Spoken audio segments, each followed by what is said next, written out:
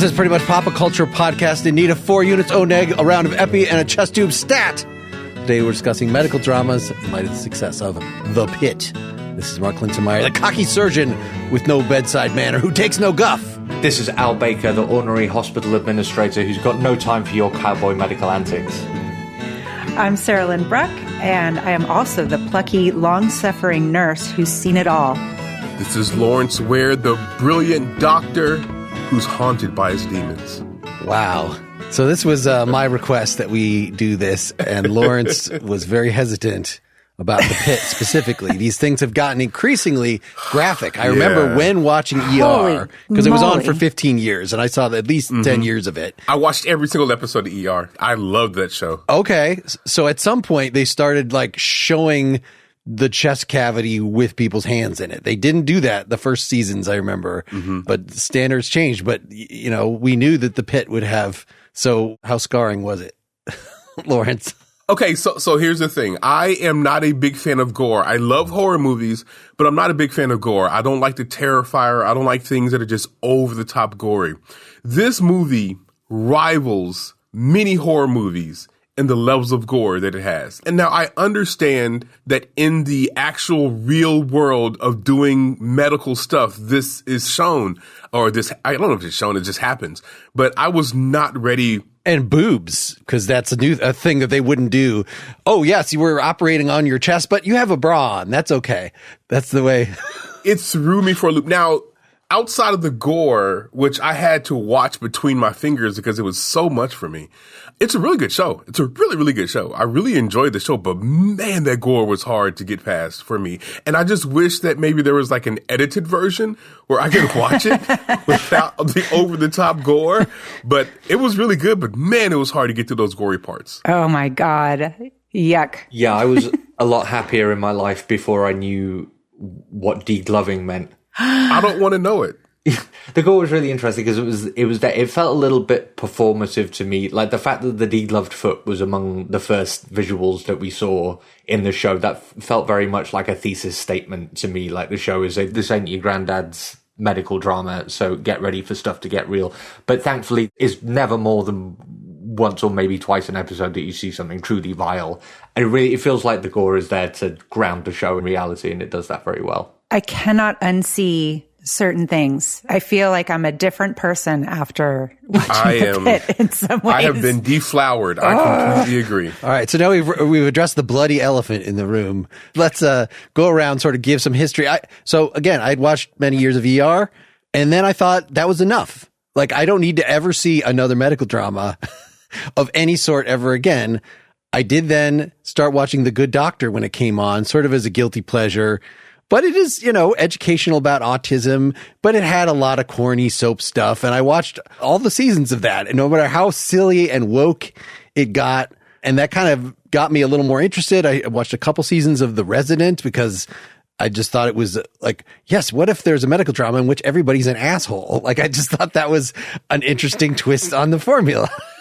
And then going into this, I was challenging you folks like, okay, watch 2 episodes of as many that you can stomach, just so you get, you know, here's the premise and then here's how we're going to sustain it. And I had never seen any Grey's Anatomy. I'd never seen any New Amsterdam or Doc or the various other things that are on. And now I have a giant list and was even like going back and watching little bits of things from like 2012. And because there have been a lot of these that have come and gone that probably people are not aware of unless you are like actually cued into this. Yeah, I'll jump right in. I love medical dramas. Like, I've loved them for many, many years. I've watched many. So I watched every single episode of ER, and it was appointment television for me. I watched House. Goodness gracious, what else did I watch? I watched The Good Doctor. I watched Chicago Med. I watched Private Practice. I loved Scrubs. I watched Royal Pains. I've watched, oh my goodness, there's even this show in Britain called Call the Midwife, which is kind of medical-ish, right? Watch that. So I'm a big fan of it. And I like the drama surrounding medical shows, but I guess I want it without the actual medical stuff. Oh, Grey's Anatomy, watch that too. But I guess Grey's Anatomy is more of a soap opera show. But Grey's Anatomy, It wasn't really my thing, but I kind of pulled into it. But nevertheless, all right. So I want the drama of medical, but I don't want to see stuff. Like, I love a baby, but I don't want to see that little thing being brought into the world, so that's my thing. Like, I want the stuff, like, I want the good feelings and the vibes and the tension, but I don't want to actually see them do their jobs. And my ideal show was a show that's all about trying to figure out the medical stuff without ever showing me anything, which is what House kinda did and what the earlier seasons of ER did. And so that's right there in my wheelhouse. The Pitt was... woo. But I love the shows. I deeply love them. I just wish I didn't have to deal with like the human element of blood and guts and gore. That would be ideal for me. Lauren should be a pathologist. Don't. Yes, I should. I am in the right profession. I should not have nothing to do with blood or bodies or anything like that. I am so happy I don't have to do that. I am too squeamish to watch much of this. So I don't have a huge background with medical procedurals. I did watch the first few seasons of ER like the rest of the country did. I remember my parents watched MASH, but I wasn't allowed to watch MASH. I think they thought it was too scary. Is that a medical drama? Yeah. I mean, it was set in a Korean War hospital. I was also thinking of China Beach as well. I watched a little bit of China Beach, but most of it, I don't need to see any of that stuff. And I really liked The Pitt a lot, but I feel a little bit scarred from watching every single one of those episodes. I watched all 15 of those episodes, and I am seriously not the same person. I don't know if I'm watching that second season because they're only going to up the gore. It is gnarly. Oh my God. I was just thinking, if Lawrence only wants to watch the first few, that's fine. But I mean, Lawrence, you referred to it at the beginning as a movie, and that's essentially what it was, a 15-hour long continuous movie. So like, how could you just watch the first couple? Besides which, as I told you guys, the real action doesn't get going until the last 5 hours or whatever, when the MASH casualty event happens. That's not a spoiler. It is a spoiler. I mean, it happens later in the season, but it's fine. Al, what's your... Yeah, it felt like they designed the arc of the season imagining that people are going to know that there's some kind of mass casualty event towards the end because they tease it and then there's fake outs and then there's comings and goings. I don't think that spoiler is going to ruin too much of your enjoyment. But firstly, The Pitt is a fantastically well-made season of TV. So I'll go into my history of medical dramas in a bit, but I think it's going to be difficult to heap enough praise on this show. It reminded me very much of the first season of The Bear in that there's a real joy in the sheer competence of the people who are staffing this emergency room. So much of the human drama just comes from them continuing to try to do the best that they possibly can in increasingly fraught circumstances. And that together with just how sharp the writing was and how developed all of the characters were, the fact the dialogue always felt like it was being delivered by real people just felt really special, especially in the context of having done my homework and gone back and watched a bunch of other medical dramas. One of my hot takes for this podcast has been, I now think that the genre of medical drama is so broad as to be more or less meaningless. And just even more so than law enforcement or police procedurals or detective shows or whatever, because at least in a detective show, there's always going to be a mystery. In a medical show, there's not even necessarily a lot of illness, depending on the show that you're watching. There's shows that are just soap operas that are set in hospitals or in small communities, loosely based around a doctor, and it's mostly based around, the plots are mostly based around the community. Or there are some, medical shows which are more about law enforcement, or MASH is a good example, more about war than even they are about medicine. So it's a phenomenally huge and broad genre.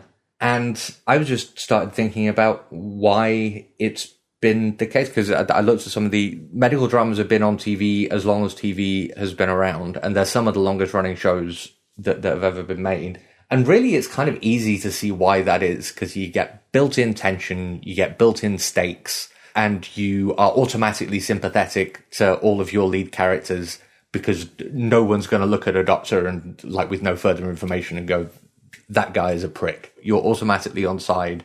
And so, yeah, it just makes for great, easy drama. You can buy into the story really easily. So it makes sense that there's a bunch of this stuff out there. But The Pitt feels like a real turning point to me, it feels more than any other medical drama that I've seen that it's taking the subject matter like really seriously. And I think that's very special. And I'm amazed it took this long for this show to be made, really. Mm-hmm. Yeah, I was trying to think whether like General Hospital counts. Why not? Of course it counts. So this is, I feel like Saint Elsewhere or ER innovated the idea of actually like doing some research and using accurate what little I saw of General Hospital, there might have been no doctors involved in making it whatsoever. It's just a fantasy. But there are doctors on the screen. Well, I think that's why Al was saying that it is impossibly broad and it doesn't have to have anything to do with the medicine. Whereas I feel at its extreme, like it could almost be an instructional video. Like of how that if you really pay attention, it's like those people that pay attention to the crime shows and learn how to cover up or how to ferret out, how to commit crimes more effectively so you won't get caught. I think comparably, I don't know, as opposed to even in ER, like, is it like technobabble? Like when in Star Trek, when they start like, oh, rays of shields, blah, blah, blah, blah, like with the twin force, like they've clearly just made all this shit up. But I'm guessing, at least starting with ER, with Michael Crichton's intense interest in this area and his history as a doctor, it's like, okay, let's actually put what really happens on the screen. So that's sort of my dividing line, that if it's merely fantastical, I don't think even Grey's Anatomy, even though it's very silly in its soap opera aspects, from what I understand, it's still trying to show actual medical things. And it's not just like determining whether, I don't know, this is one question, is determining whether the patient is going to survive or not, just based on how dramatically, like, do we want the people to be sad or do we want people to be happy? Or is it just like, well, this is how this would actually turn out? Is there a sense of realism? So that's such a good question, because I'm probably more mixed on this show than maybe you three are. There were some things that deeply bothered me about it, but one of my favorite aspects of the Pitt was when they would get into all of the technical jargon, and I don't know what any of that is. Most of that stuff, if you did put it into like a sci-fi, if they're doing the same thing in Star Trek, my eyes glaze over. I'm not listening anymore. I'm out. Seacrest out. But because they do it so convincingly, this is the one time when they're not telegraphing everything. They're just being as real as possible. I know exactly what's going on with that patient, even though I don't really know what's going on with that patient. I do know, that there is something deeply wrong with the patient, or the patient is going to be okay, or that Dr. Robbie is going on far too long on, spending way too much time on this patient. You get all of that, even though all of it is kind of cloaked in this jargon that would ordinarily mean nothing to me. I considered it like, should we have an actual physician on here? Probably actual physicians will not watch these shows. I don't know what, just like actual lawyers don't necessarily watch legal dramas. Actual cops are not going to be so interested in cop shows, because either it's going to be too close to home. Like, I don't need to experience this. I already know what this is like. This is not teaching me anything new, or it's going to be offensively fantastical. And I bet even the Pitt, as sort of extreme realism as it presents itself, is still constructed as to be a gripping action show.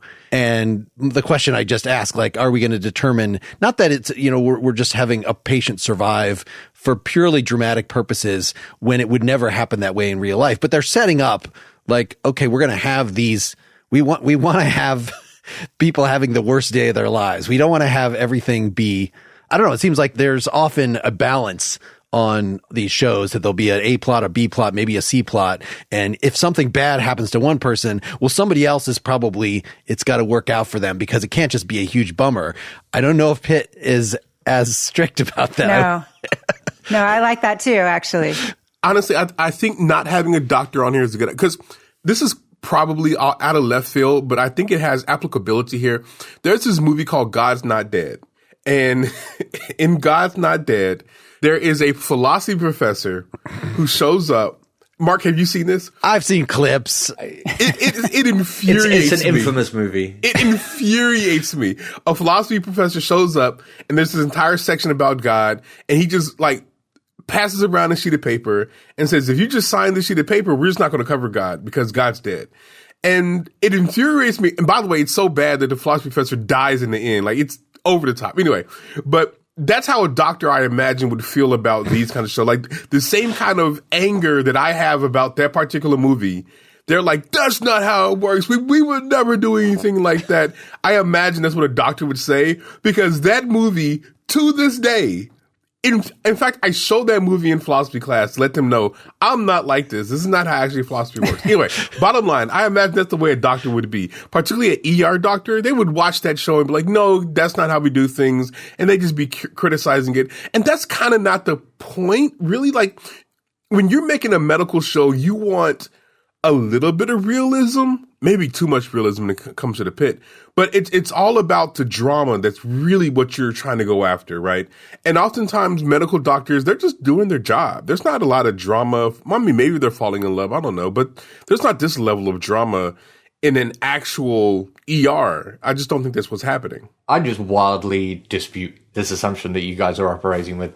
So when I was at university, I was friends with a few medical students. They all adored House, and literally every time really? I went round, did they really? Every time I went round their house, they were binging the medical dramas. I didn't believe you to the point that I just Googled what do doctors think of the Pit, and several articles have come up about how much doctors love the Pit. And the Pit in particular, I'm not surprised, because one of the big messages that the Pit is pushing is when the shit hits the fan in the ER, the people who work there are honest to God heroes. And it's not hard to see why you would enjoy seeing your profession glorified in the way that medical staff are in the Pit. But also just in general, like, cops love cop shows, even though they're not realistic, and even though they're probably sometimes because they're not realistic.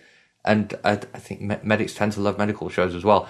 The reason, like Lawrence brought up God's Not Dead, and I think the real problem is that there just aren't very many good movies or TV shows about philosophy professors. Because philosophers boring. love The Good Place. There's a really good philosopher, and there's a very flattering, well, not very flattering. It's not very flattering at all. Philosophy professor in there, but a likable portrayal of a philosophy professor in there, and a good exploration of what philosophy is about. The professionals will like it when they feel like their profession is being done justice to. I think There's no entertaining philosophy show. It's just not happening. Let's not get sucked into that vortex, please. Yeah. Go ahead, Sarah. Inherent in an ER, in an emergency room is you've got really high stakes, lots of drama. Often you've got lots of conflict, and that all is what you need in good storytelling, and I don't know that you're going to find that in anything about any professor at all, not just a philosophy professor. You're right, Al. I've read lots of articles about how right they're getting the experience of what it's like to be a doctor in an ER. However, I've been reading several articles about how they're not getting the mental health aspect as right as they should. And I wondered if you guys had thought about that. We've got our social worker who is on the scene. We see the way that they're treating the unhoused man, and then also the mental health of the doctors themselves. I wondered if any of that to you, if it smacked you as real to you, or if there was anything there that you thought, I'm not sure. it all seemed psychologically plausible. I think as far as mental health is dealt with in the show, maybe the most unrealistic part, or the thing that I see the most possibility for criticism in, is how well the hospital in general treats people who have various mental health conditions. Like, the patients are not underserved in the hospital, which is probably not true to the experience of most people who go into a hospital with whatever mental health condition. But as far as the mental health toll that working there takes on the staff, it felt really plausible to me, with the kind of caveat that this is the worst professional day of most of their lives. So, you know, if every day working in ER led to half the members of staff having some kind of mental breakdown, then yeah, the profession would be even less sustainable than it is currently. But those two niggles aside, it seemed fine to me. What were the complaints? One was the unhoused gentleman who had the rats that came out of him. Yeah. And I think they called him some sort of name. And I don't know. I mean, fortunately, I haven't spent a ton of time in emergency rooms. I don't know how much time they have to devote to that. You know, it seems like bedside manner is something that is secondary, that they learn kind of on the fly. And I just don't know what the role of an emergency room doctor, how they can actually fold that into the amount of time that they spend with a patient, right? Like they really have 15 minutes, the Maximum. first 15 minutes. If that. Right? If that. Exactly. To spend with a patient and their priorities. I would think that the mental health portion would be last. But according to some of these articles, they were like, no, that is now an integral part of the job. I don't know. I mean, I haven't spent a lot of time in ERs, but anytime I have, I think I've seen that I spend a lot of time with the nurses, the actual doctors, 5 minutes, like not very much. Even taking, a kid into the ER for whatever, it's usually the nurses. The doctor will come in and kind of give the final diagnosis or whatever. The issue that I think this show does a really good job of is kind of like dealing with that, because that bedside manner, all the doctors that I know, and I know quite a few, like they're good people outside of their job, but they tell me very straightforwardly, at their job, they have stuff to do. Like they're very, very busy. They're stretched, very, very thin. Mm-hmm. And so I think that this is pretty accurate, like the way that it kind of portrayed that. Something I really, really liked about the show was the way they explained, especially in like the first half of the season, they did a really good job of explaining not just what their procedure was, which is great because they have the great conceit of like there's a lot of people who are on their first day, so we get to have senior doctors explaining why we do things to the junior ones. But it's not just you should be nice to people. There's a really nice explanatory layer behind that of like, you should be nice to people because that's how you get the best medical outcomes. Like in a slightly different occasion when Robbie is chewing out the guy who turns out to have a drug problem for being overly harsh. And he's not saying you shouldn't shout because it's not nice. He's saying you shouldn't shout because that's not how you do effective teaching. And if you don't do effective teaching, you don't get an effective doctor. And if you don't get an effective doctor, then people die. So I really loved that about the show, that it wasn't just showing them being nice or being like woke or whatever. It was showing that acting with care, with compassion, with empathy gets you better medical outcomes. And that's why it's a good idea to do it. So part of what we're edging on is what messages about the system these shows are putting forward, that even the resident, it's not just that the people are being assholes. It's that it's just highlighting how easy it is for medical error to occur, how insurance is the enemy and causes the doctors to have to make decisions that aren't actually in patient interest for the purposes of saving money. So these are very common things. I was sort of wondering, I watched a couple episodes of Transplant, mostly because it takes place in Canada. And I was wondering, would they... And they're still complaining about stuff, because they're still overcrowding. There's always problems wherever you are. So, maybe one reason why doctors would be rah about these are not just that they're being shown as heroes, but it is showing some of the actual challenges. And these shows are trying to like make a difference to cause, we want doctors to actually listen to patients. We want to focus on care and not just on cost, et cetera, et cetera. Yeah, insurance was barely mentioned. And is that just because it's an emergency room and insurance is like less relevant in the immediate treatment of a life-threatening injury? Like you just assume it's gonna get paid for or you're gonna die. So it doesn't matter in that moment whether you have insurance or not. Or did they just leave it out? I think if you have insurance, I have insurance. So every time I've had to go to the ER or whatever, it's insurance has been involved. What, Lawrence? No one doubts that you have insurance. Like, of course you have insurance. Well, no, I mean, but not everybody has insurance. And that's not everybody has insurance, but you have insurance there. I think that the issue, it's clear you have insurance, dog. Like you're a professor. Okay. Of course you have insurance. I have very good insurance. But anyway. No, the person has the best insurance out of all of us is Al. Al has stellar insurance over there in the UK. Like Al is doing great. It's not insurance. I think that, is it not insurance? I thought that was okay. Anyway, I think that the issue here, we're getting way off topic. That's what you guys I'm so jealous. I'm so jealous. I want to move to the UK, honestly, because of your healthcare. Anyway, but Al, you can facilitate that. Let me know. I'm looking for a job. Not really. All right. Nevertheless, the point though is that I think that in an ER, like usually it's more about like taking care of the person first, and then you'll worry about the insurance. Like, insurance thing is something that happens at the end of the stay, once things are stabilized, all that kind of stuff. If you're in crisis, they're not going to be like, hey, check to see that guy's insurance or whatever. I think that's just kind of the nature of the job. Like, when I went to the ER for small stuff, yeah, they were all about that insurance and filling out paperwork and all that kind of stuff. But if it's like a crisis situation, I don't anticipate a lot of insurance talk.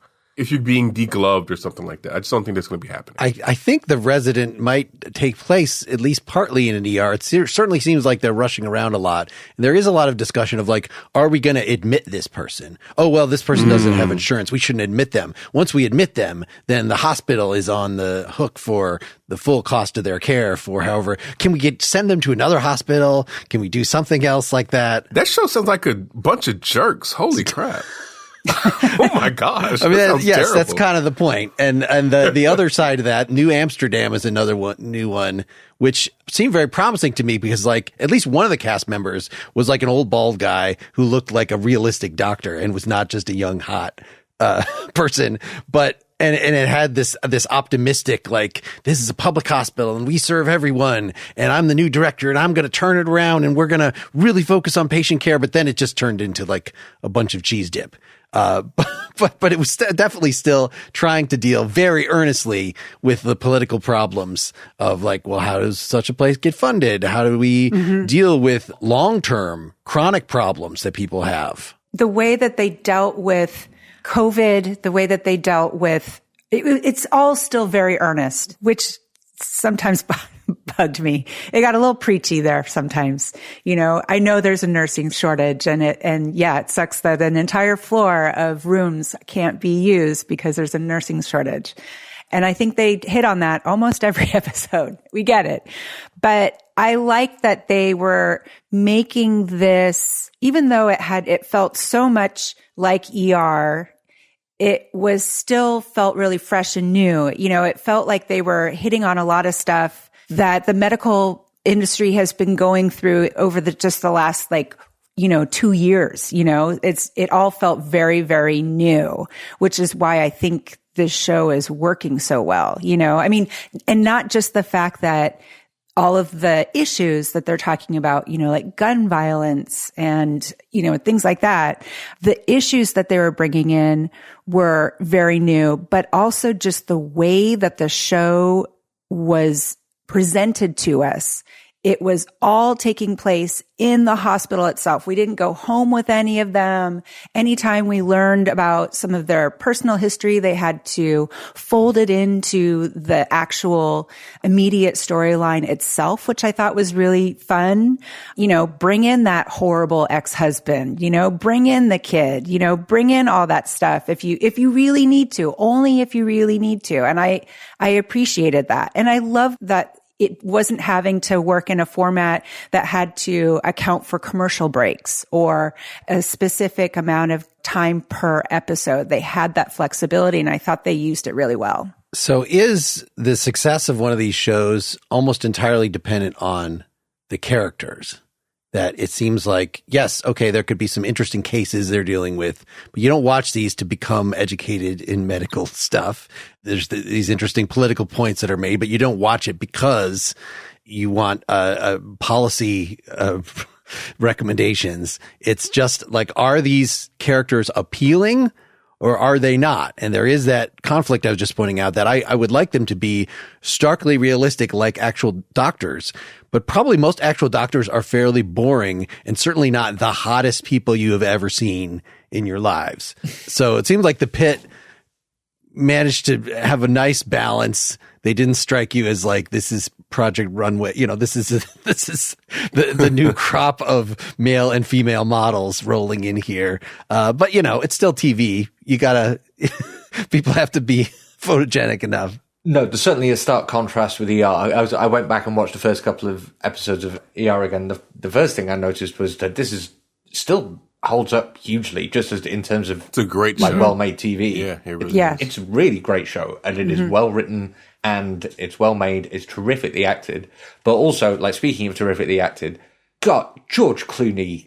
Jesus Christ, smoke show. He was smoke always show, man. Absolute smoke show. Yeah. And I don't know what you're talking about. It is one Sarah kind of knows. TV You show know Sarah. where you have, like, you put George Clooney on screen and he's a pediatrician and ovaries are melting all across America. And that's not the same kind of, and that's one way of, like, putting doctors on a pedestal, right? You said doctors are cool, sexy, and they look like George Clooney. And then we slowly get towards, like, the House kind of eras where the doctors are, you know, not necessarily sexy, but they're to be admired. They're, like, skillful or what have you. There's always, like, something very admirable about the doctors in a medical drama. And in The Pitt, it's like, yeah, some of them are sexy. But what's really, the original point I was going to make is that, like, the makeup is the real difference. So, like, in ER, everybody has a whole face full of makeup all of the time. In The Pitt, true. some of the characters have makeup, the characters who you would expect to have makeup, the younger girls who are kind of early in the careers. And then, the longer the women have been in the hospital, the less and less makeup they're wearing. And that was great to me. And I thought it was going to be interesting to go back and watch it again and see if they have the makeup fade as the days go on, see whether they thought to realize that people wouldn't be reapplying the makeup as the day went on. But it's realistic enough that I feel like it's fair to ask that kind of question even. Yeah. Which is That's funny. amazing. I was not expecting a deep dive into blush and lipstick and eyeliner from Al. This is I'm a complicated man. taking a turn. I'll just I did watch the first 4 episodes of the last season of ER, which I had never seen before. Wow, Mark. And they were just as preened. And did you know Angela Bassett headlined ER in the last season?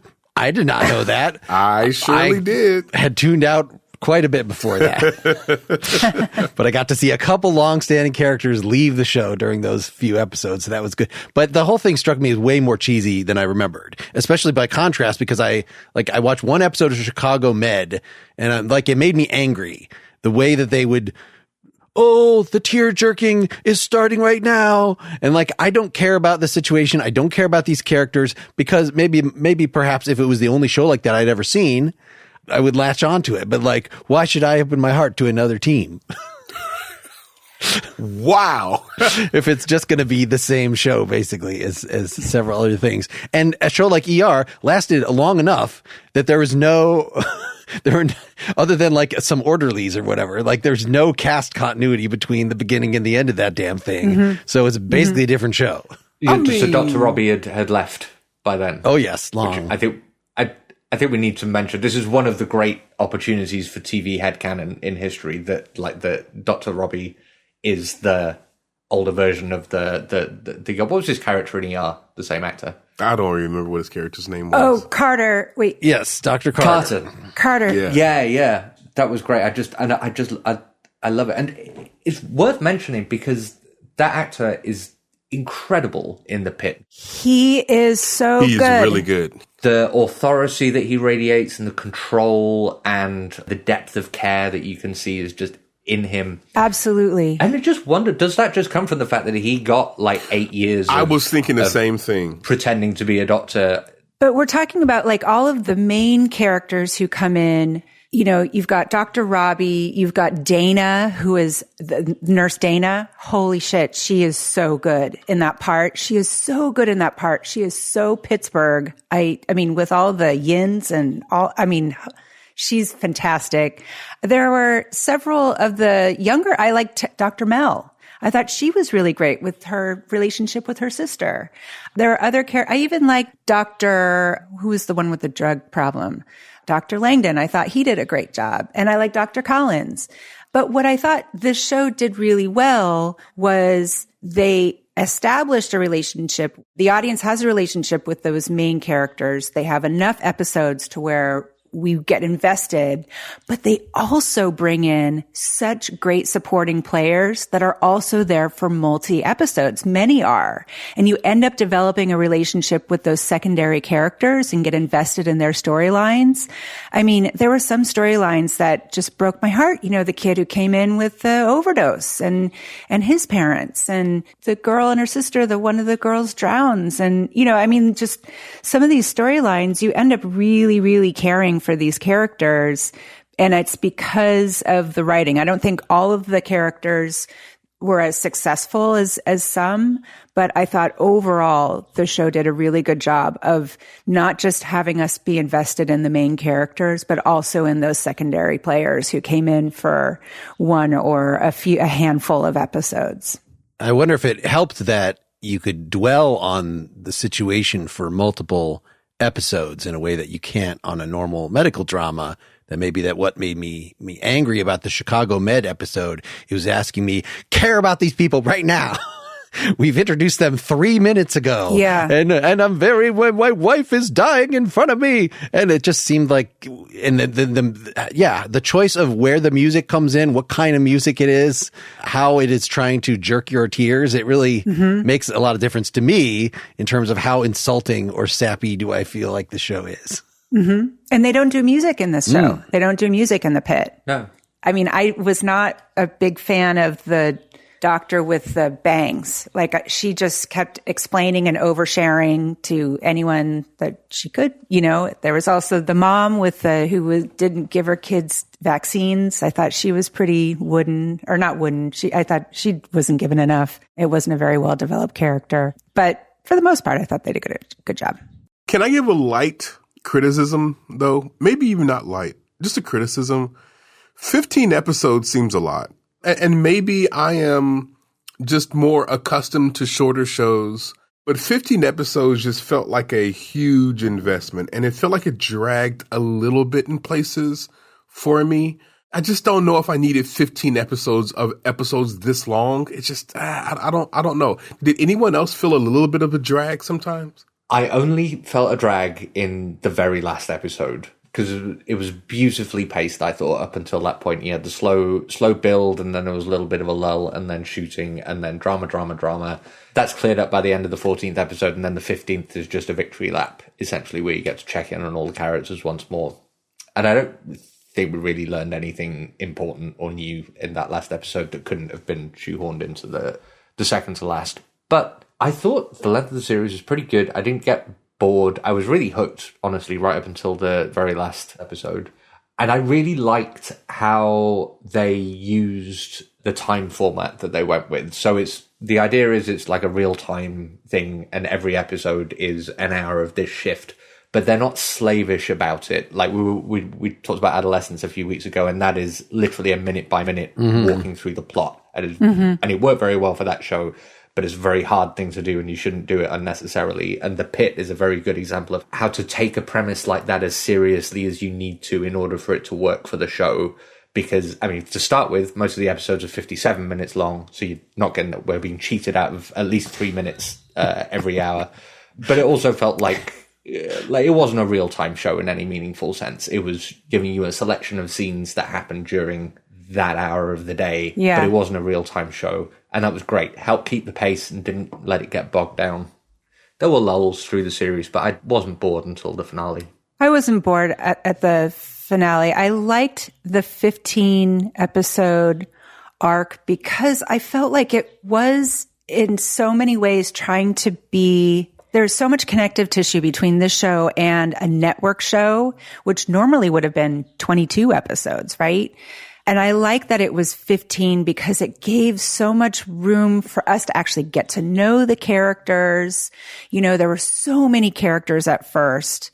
The first 2 episodes were good, but for me, it just kept getting better as it built. So as the show kind of kept going, I became more and more invested in who these people were, and was also maybe a little bit more forgiving for the oversharing, for example. You know, by the end, actually, I was okay with the bangs lady. It'd be Dr. McKay, played by Fiona Dourif, daughter of Wormtongue Brad Dourif. And he played her father in the in the show. Yeah, that was him. But anyway, yeah, there are actually a few Nepo babies in this show. But I thought that the fact that it was 15 actually served the show really well. And it's not going to serve every show, but I thought this particular show was just fine. And I liked that ramping down at the end. Not every single plot line has been resolved, and that's fine because we're looking at less than a day. We're looking at 15 hours. But I did like the fact that it was 15 episodes. That actually I thought was a plus. Yeah, I mean, it could have been 12. Like, they could have constructed it so that they told the story they wanted in 12. Like, but more than 8, I think, was good. Yeah, more than 8 makes sense, but 15 is just, and again, maybe it's just that I'm more accustomed to the way the TV shows are done now. I also love British shows, and those tend to be like 4, 5, 6 episodes or something like that. 15 was just a big commitment for me. Like it was, now once I got going, I just kind of went with it, but man, I definitely felt the time passing. But don't you remember the days where you would start a show in September and then it would end in May? I remember. And then you'd get a few months off and you'd be right back there, you know? And it's like, I'm happy those days are over. This is better. This is much better. But I think but they're going to be coming back in January. You know, they've promised us there's not going to be a 3-year-long wait or something between seasons 1 and season 2. So we won't forget, you know, but I think that they're really kind of trying to play on that format a little bit and also, and freshen it up for a streamer kind of service, not broadcast. So are you going to watch next season with all this gore? Absolutely. Are you going to watch it? 100%. Really? I couldn't get enough of this show. And I thought even though the final one where they're all sitting around drinking beer was earned. I think that some of the effectiveness of the shows, and I'm also thinking of the premiere of ER, which was all about the first night, Dr. Carter's first night, and it just being exhausting. So this show was exhausting so that, yes, at the end of it, you're like, oh, okay, I too can sit back and have a beer and relax from not having to watch this show anymore, as opposed to one of the shows that I just sampled like in the last couple of days, SkyMed, where in the first episode, you know, there's some to do and then they're all doing shots at the end and like, no, this is not earned. I don't want to do shots with these people. By the end, they've been through a war together, basically, you know? It's like it does feel earned. I think that's well said. Clearly something that the show was really trying to do, but the overwhelming feeling for me at the end of the show, I think you expressed this at the beginning, Sarah, was just thank God it's not me, because I just kept thinking you guys have got to come in again tomorrow and do, like, hopefully not quite as bad, but you got to do it all again. And I know for a fact you're not getting paid anywhere near as much as you should be. I don't know why anyone does it, but thank God they do. Thank goodness. There are at least some distinct purposes that people have for enjoying these shows. I think like cop shows, like lawyer shows, for a lot of people, these are comfort food. Like, you know what you're going to expect. You kind of, you know, it's going to tug your heart a little bit. It's going to have a little bit of laughing. It's going to have some characters that you just really like looking at. And so when you have something like The Pitt that is not trying to do, I think Grey's Anatomy might be exactly what I was just describing there. Yeah, we're going to have some quirky characters. We're going to have some ongoing romance, some soap opera stuff. I don't know. There was still, I think there's still enough, some of that in The Pitt, like from my reading people are shipping the various characters and, you know, that there's still enough of that. Was this Pitt actually fulfilling the purpose why people watch shows like Grey's Anatomy and Chicago Med, or is this just a different thing? I mean, Tumblr's going to Tumblr, right? People are going to be shipping people on any show that goes out. But you asked a question a little bit earlier, Mark, which was about whether it's the characters that make these kinds of shows successful. And I had a thought then, which is just, I think what makes these shows successful is the formula ultimately. And like what makes a good new medical drama is someone who can take the premise of setting any kind of story in a medical backdrop and find a formula that sticks or is timely. So like ER, again, is a great example because that was ultimately just like a classy primetime network TV drama that was set in a hospital. And the reason it was successful was because it was well written, had a huge amount of incredible talent on the screen, and was well targeted at a primetime network TV audience. House was successful, again, mainly because of we have fantastic performances from Hugh Laurie and everybody else, but ultimately it was a murder mystery kind of show, but instead of whodunit, it's like, why isn't it lupus this week? And that was great and incredibly compelling, even though some things about House really do not hold up a few years later. But I think ultimately it's a matter of formula, and The Pitt is taking the medical drama in a new direction that people are like into. And I mentioned The Bear earlier, and I really think there's a lot of strong comparisons there. And I think the reason that The Pitt has become so successful is that it's been made like prestige streaming dramas have been made with the same kind of like focus and care and attention and enormous budget, and it's really all come together and paid off. But the next huge medical drama is probably going to be one that again takes a big format risk that pays off. And ultimately, I think that's the defining feature of all of these shows that are very successful. We probably forget that ER itself was, by making it in an ER, like this was the new format. This was the tweak, is that it's going to be an action show. St. Elsewhere, very similar show, could be the same show earlier season, frankly, but you know, a more sedate, lots of different departments. Psych comes in. So it's not just like this frantic thing a minute that I feel like there should be a gimmick, something that they're doing, whether it's that there's something special about this doctor who has superpowers for a different reason or is dealing with some unique challenge or whatever. Also, if we're talking about like a formula for success, part of it was the budget on this one. I hear that this show is actually fairly cheap, even though they film in LA, because it's based on a set. It's on a Warner Brothers set. You know, they're not spending a lot of money on like costuming or makeup, as we were talking about before. You know, they're not spending a lot comparatively. I think it's still, you know, it's like, but it's under $5 million a show, which sounds ridiculous to me, but that apparently is very cheap. It's very cheap for a show. And that in and of itself is kind of like a formula. And that's one reason why I think they were able to push for a longer season, was because it was also kind of bringing in a lot of this network stuff that we saw in shows like ER or Chicago Hope or whatever, but also able to make it more attractive to people who like to watch things on HBO and Max, you know, make it palatable for that audience. This is a show that is very, very good. And I hear that Mark and Al want to watch it, the second season. I'm intuiting that maybe Sarah might want to watch the second season. For me to watch that second season, I have to be in the right frame of mind. Like I have to be in the Walking Dead, Last of Us kind of horror movie, excessive frame of mind to watch it, because it's so good.